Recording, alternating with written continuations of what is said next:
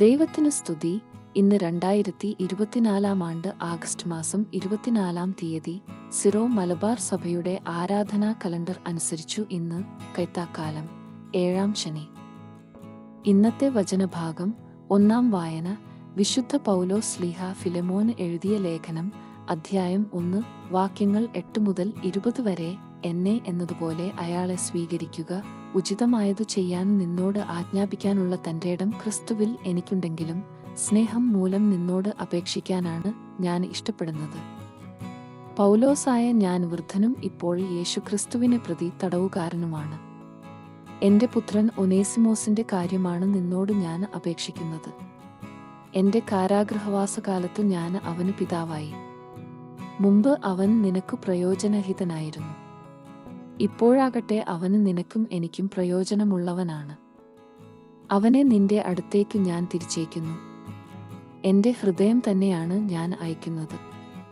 സുവിശേഷത്തെ പ്രതിയുള്ള എന്റെ ബന്ധിതാവസ്ഥയിൽ നിനക്കുവേണ്ടി എന്നെ ശുശ്രൂഷിക്കാൻ ഞാൻ അവനെ സന്തോഷപൂർവം എന്നോടൊപ്പം നിർത്തുമായിരുന്നു. നിന്റെ ഔദാര്യം നിർബന്ധത്താലാകാതെ സ്വതന്ത്ര മനസ്സാൽ ആകുന്നതിനാണ് നിന്റെ സമ്മതം കൂടാതെ ഒന്നും ചെയ്യാൻ ഞാൻ ആഗ്രഹിക്കാത്തത്. അല്പകാലത്തേക്ക് അവൻ നിന്നിൽ നിന്ന് വേർപിരിഞ്ഞത് ഒരുപക്ഷെ നിത്യമായി അവനെ നിനക്ക് തിരിച്ചു കിട്ടുന്നതിനായിരിക്കാം.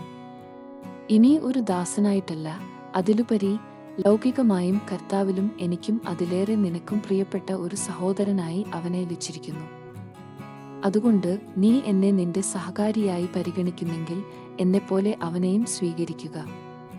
അവൻ നിന്നോട് എന്തെങ്കിലും തെറ്റു ചെയ്യുകയോ എന്തെങ്കിലും നിനക്ക് തരാൻ ഉണ്ടായിരിക്കുകയോ ചെയ്താൽ അതെല്ലാം എന്റെ പേരിൽ കണക്കാക്കിക്കൊള്ളുക. പൗലോസായ ഞാൻ എന്റെ സ്വന്തം കൈകൊണ്ടു തന്നെ എഴുതുന്നു. എല്ലാം ഞാൻ തന്നു വീട്ടിക്കൊള്ളാം. എന്നാൽ നീ തന്നെയും മുഴുവനായി എനിക്ക് കടപ്പെട്ടിരിക്കുന്നു എന്ന കാര്യം ഞാൻ എടുത്തു പറയുന്നില്ല. അതെ സഹോദരാ, നീ കർത്താവിൽ എനിക്ക് സഹായം ചെയ്യുക. ക്രിസ്തുവിൽ എന്റെ ഹൃദയത്തെ നീ ഉന്മേഷഭരിതമാക്കുക. വിശുദ്ധ മത്തായി അറിയിച്ച നമ്മുടെ കർത്താവീശോ മിശിഹായുടെ പരിശുദ്ധ സുവിശേഷം അധ്യായം 10 വാക്യങ്ങൾ 5 മുതൽ 15 വരെ. ശിഷ്യരെ സ്വീകരിക്കുന്നവർക്ക് സ്വർഗരാജ്യത്തിൽ പ്രതിഫലം. ഈ 12 പേരെയും യേശു ഇപ്രകാരം ചുമതലപ്പെടുത്തി അയച്ചു: നിങ്ങൾ വിജാതീയരുടെ അടുത്തേക്ക് പോകരുത്, സമരിയാക്കാരുടെ പട്ടണത്തിൽ പ്രവേശിക്കുകയും വരുത്. പ്രത്യുത ഇസ്രായേൽ വംശത്തിലെ നഷ്ടപ്പെട്ടുപോയ ആടുകളുടെ അടുത്തേക്ക് പോകുവേ. പോകുമ്പോൾ സ്വർഗരാജ്യം സമീപിച്ചിരിക്കുന്നു എന്നു പ്രസംഗിക്കുവേ. രോഗികളെ സുഖപ്പെടുത്തുകയും മരിച്ചവരെ ഉയിർപ്പിക്കുകയും കുഷ്ഠരോഗികളെ ശുദ്ധരാക്കുകയും പിശാചുക്കളെ ബഹിഷ്കരിക്കുകയും ചെയ്യുവേ. ദാനമായി നിങ്ങൾക്ക് കിട്ടി, ദാനമായി തന്നെ കൊടുക്കുവിൻ.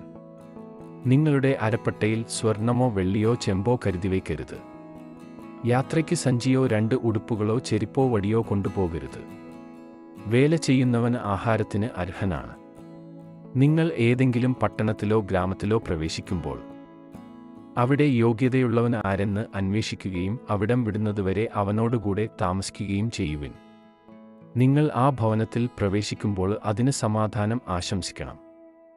ആ ഭവനം അർഹതയുള്ളതാണെങ്കിൽ നിങ്ങളുടെ സമാധാനം അതിൽ വസിക്കട്ടെ. അർഹതയില്ലാത്തതെങ്കിൽ നിങ്ങളുടെ സമാധാനം നിങ്ങളിലേക്കു തന്നെ മടങ്ങട്ടെ. ആരെങ്കിലും നിങ്ങളെ സ്വീകരിക്കാതെയോ നിങ്ങളുടെ വചനം ശ്രവിക്കാതെയോ ഇരുന്നാൽ ആ ഭവനം അഥവാ പട്ടണം വിട്ടുപോരുമ്പോൾ നിങ്ങളുടെ പാദങ്ങളിലെ പൊടി തട്ടിക്കളയുവിൻ.